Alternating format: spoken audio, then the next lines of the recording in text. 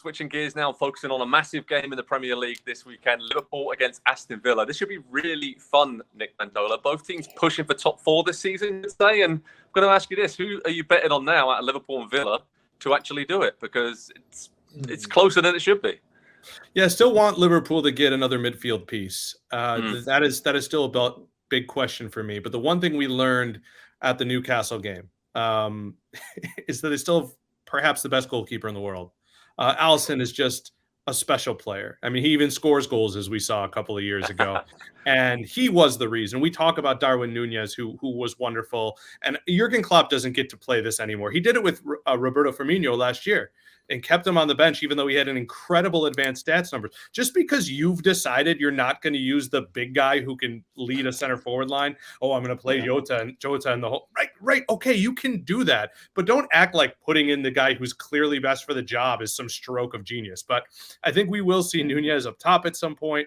The midfield is coming together for them, and I think they'll have enough in most games, not necessarily against the big teams, but they'll have enough in most games because of Alisson to overcome whatever deficiencies they have at the back. So I'm really excited about Villa. That doesn't mean that Villa can't be that team as well.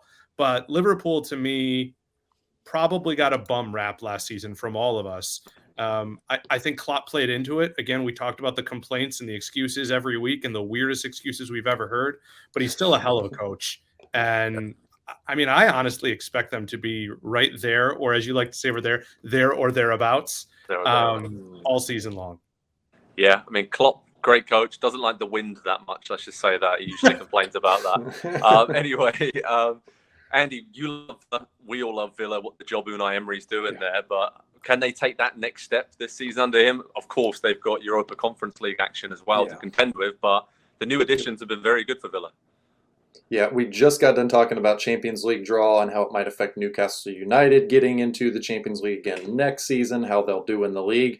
I would say, yes, Villa have a shot if they didn't also have Conference League to contend with. And you can say, well, it's just Conference League, but they don't have the depth of squad that you need to compete on multiple competitions, to have the Thursday, Sunday, 6 times through the fall and the winter, and the points that are going to just inevitably accumulate and be dropped during that time comes back to bite a lot of teams at the end of the season. That doesn't mean it can't still be an incredibly successful season for Aston Villa. What does that look like this year?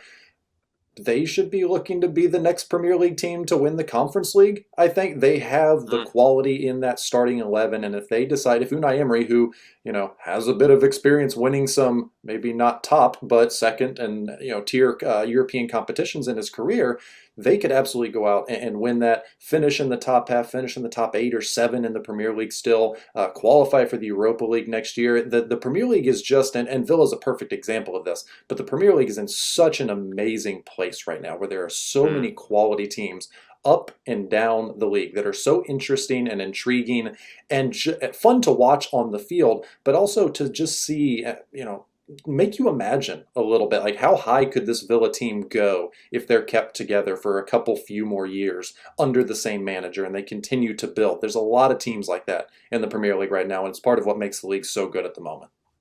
Yeah, exactly. Brighton, West Ham. I mean, like, these teams are going to go Brentford far in Europe in as well. there. So, exactly. So Dialby's been excellent for Villa early on, obviously looking sharp in attack. So I think once they get the balance right with some of these new signings in the team and how it all slots together, they'll be right up there this season. Nick, midfield, you mentioned it, the balance of Liverpool. How are they going to get that better? I mean, they're looking at maybe adding one more player at the end of the window, but I guess it's all about just trying to get some kind of balance and get the ball to Salah and co, and they'll figure it out. Yeah, it really does seem like that's the case. It'll be interesting to see how they navigate the absence of Van Dijk, who, while I think we can all agree is not, the absolute force that he once was, but as so often we see with center backs, he's usually in the right place because he reads the game so well. And I think about with Liverpool, I think about what they were able to do with against Newcastle. They're doing that. I think Szoboszlai is a freak. I think he is going to be a star in this league. McAllister has proven what he does. They just need to find that character, whether that's Endo or someone else who is going to calm things down. And, they've they made so many smart signings for a while that they held on to too long that they're now living this world. They're now figuring this out on the fly as opposed to doing it last year. But Klopp has always found a way.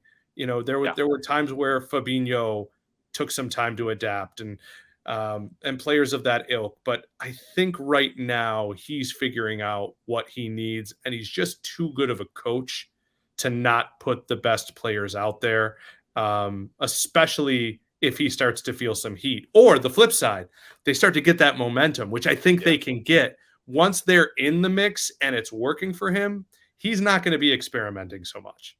You saw that at the end of last season, right? The way they finished it. And it almost seems like he's hungry for this new project, this rebuild, getting some new players in, and almost proving people wrong that he can do it once again with this same team. So what are they going to do this weekend, Andy? Score prediction, mate? Key battles? What are you looking at? I like Villa in this one. It's the midfield. It's still the midfield. And obviously it's a work in progress for Liverpool.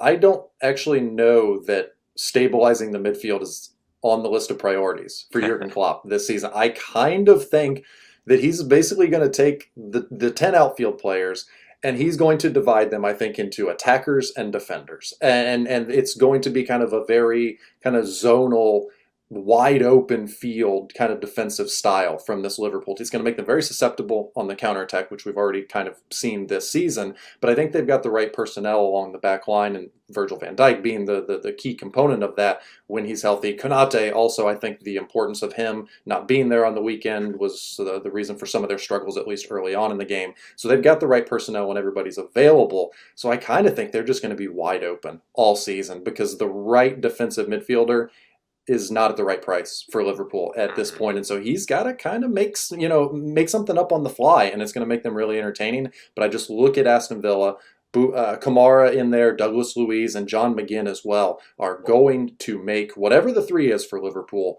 work. Like they do not want to work. And they can kind of control that game, make it a little bit uglier than Liverpool want to. And I think they can get something out of it. All right. So you're going for a draw or win? Yeah, I guess I didn't give an actual prediction. I'll go 2-1 to Aston Villa. Nick, you agree with that? That's a bit of a surprise. I'm going to go for a draw, and that's even surprising me. I just think this is a game for Ollie Watkins to be a menace. Yep. Already, I would have fancied him to give them trouble as they figure out what they're doing with Alexander-Arnold when they're under pressure.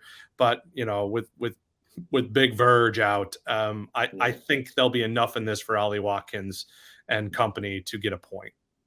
I agree with that. But saying that, I still, something about Liverpool, just someone is stepping up on a weekly basis like we saw Nunez do it last week.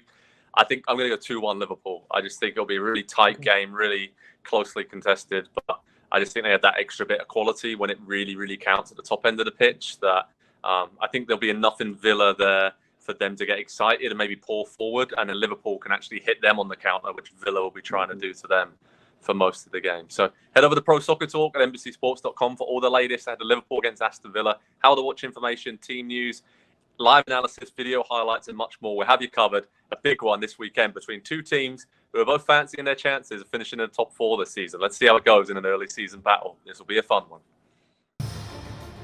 Hi there, I'm Rebecca Lowe, studio host for NBC's coverage of the Premier League. Don't forget to hit subscribe to watch more videos all season long. And for even more Premier League content, from original series to live matches, head over to Peacock. And be sure to tune in for Premier League mornings every weekend on USA Network and on Peacock. We will see you there.